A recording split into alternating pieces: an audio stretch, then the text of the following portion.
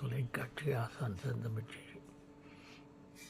SV. Sekar அவர்கள் திமுக அரசுக்கு, குறிப்பாக அவர்கள் நண்பர் என்று சொல்லுகின்ற அளவில் மு.க. ஸ்டாலின் அவர்களுக்கும் துணை முதல்வருக்கும் ஆதரவு தெரிவித்து இதில் ஒன்று எல்லாரையும் கேட்கிறேன், அவரையும் சேர்த்து கேட்கிறேன்.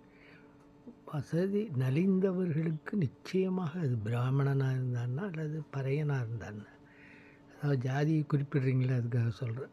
நான் அதெல்லாம் வெறுக்கிறேன். யாராக இருந்தாலும் உதவி செய்யணும்.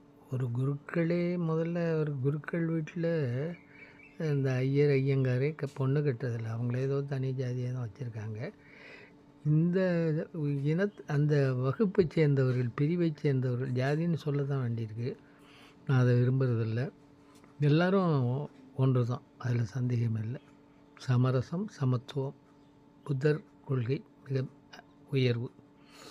ஆனால் அந்த பிராமணர்களில் உச்சத்தில் இருக்கிறவங்க உதவுனாலே எந்த பிராமணனும் பிச்சை எடுக்க வேண்டி இருக்காது. உதவுறாங்களா, ஜாதி பேசுகிறீங்களா பெருசா?